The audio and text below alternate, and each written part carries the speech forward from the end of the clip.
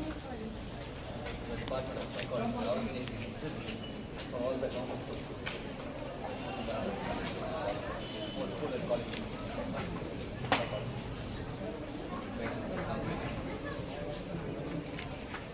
Sir, sir.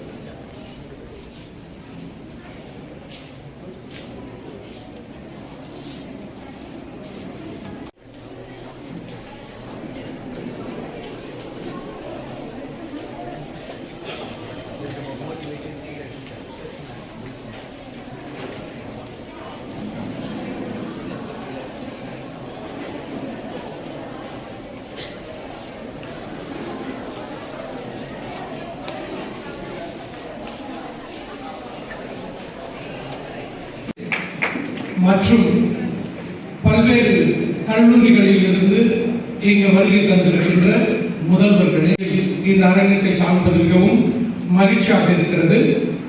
உங்கள் அனைவரையுமே கல்லூரி அவர்கள் சேலம் மாட்டூரிலே 1963 ஆண்டு பிறந்தவர். வணிக மேலாண்மையிலே முதுகலை, ஆங்கில இலக்கியத்திலே முதுகலை எம்ஏ மற்றும் ஹிந்தி, சமஸ்கிருதம் ஆகிய அனைத்திலுமே இவர் தேர்ச்சி பெற்றவராக இருக்கிறார்.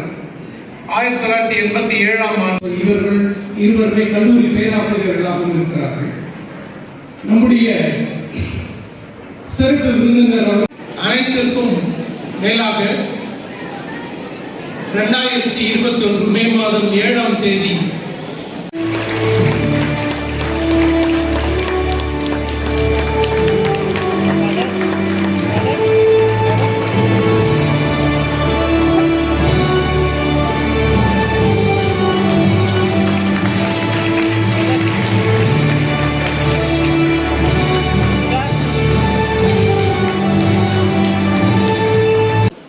இன்னும் கல்லூரியிலே சேராமல் இருந்தால் கல்லூரியில் சேர்ந்த முதல் நாளிலிருந்தே இந்த தேர்வுக்காக தயாரிக்கின்ற ஆயத்த பணிகளை மேற்கொள்ளுங்கள்.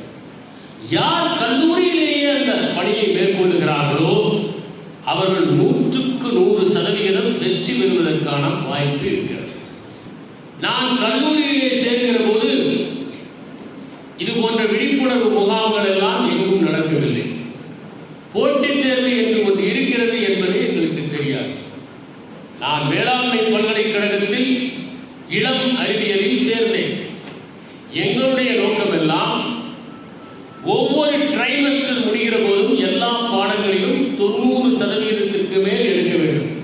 அதுதான் இலக்கு. அதை தவிர வேறு இலக்கு இல்லை.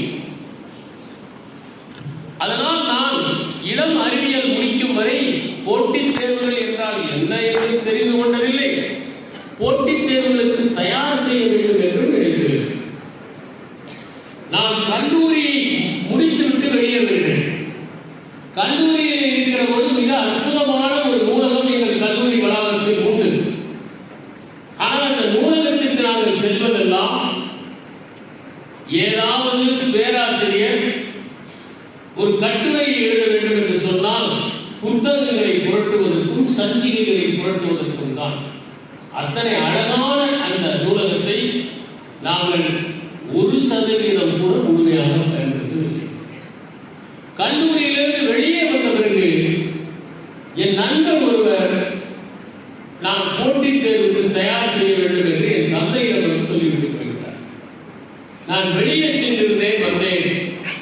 போட்டித் தேர்வுக்கு நீ தயார் செய்ய வேண்டும், ஏனென்றால் உன் நண்பர் வந்து சொன்னார் நீ தயார் செய்ய.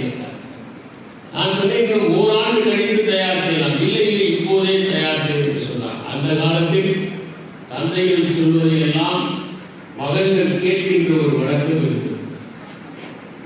தந்தையர்கள் சொல்வதையும் கேட்டார்கள், அருள் தந்தையர்கள் சொல்வதையும் கேட்டார்கள். அவ்வாறு கேட்டபோது நான் படிக்க தொடங்கினேன். அப்போதுதான் பாடத்திட்டத்தை புரட்டினேன். இதற்காக நூல்களை எல்லாம் பார்த்து குறிப்புகளை தயார் செய்வதற்கு எந்த நூலகத்தை நான் பயன்படுத்தவில்லையோ அந்த நூலகத்திற்கு சென்றபோது நான் மாணவன் இல்லாத காரணத்தால் வெளியே ஒரு மணி நேரம் காத்திருந்தேன். அதற்கு பிறகு ஒரு வாரத்திற்கு தான் எனக்கு அனுமதி கிடைத்தது. அந்த ஒரு வாரத்தில் பாடத்திட்டத்திற்கு ஏற்ப நான் பேராசிரியரிடம் என்னென்ன படிக்க வேண்டும் என்று அவர்களை சென்று சந்தித்து அந்த புத்தகங்களின் பெயர்களை எல்லாம் குறித்துக் கொண்டு நூலகத்திலே தேடிய போதுதான் எவ்வளவு பெரிய புதையலை நான் தவறவிட்டிருக்கிறேன் என்பது தெரிகிறது. அதற்கு பிறகு அந்த புத்தகங்களை எல்லாம் வாசித்து நான் எல்லாவற்றையும் குறிப்பெடுக்க முடியவில்லை. முடிந்த புத்தகங்களை எல்லாம் நான் வாசித்தேன், குறிப்புகள் எடுத்துக்கொண்டேன். முடியாத புத்தகங்களின் பெயர்களை எல்லாம் குறித்துக் கொண்டேன். அதற்கு பிறகு கோவையிலேயே தேடி தேடி அந்த புத்தகங்களை வாங்கினேன். அப்போது நான் நினைத்தேன், நான் தான் இந்த தவறை செய்துவிட்டேன். தமிழ்நாடு முழுவதும் இருக்கிற இளைஞர்களுக்கு கல்லூரி தொடங்குகிற போதே இந்த பணிகளுக்கான போட்டித் தேர்வுகளுக்கான ஆயத்த பணிகளை மேற்கொள்வதற்கு என்னால் முடிந்த அறிவுறுத்தல்களை செய்ய வேண்டும் என்று நான்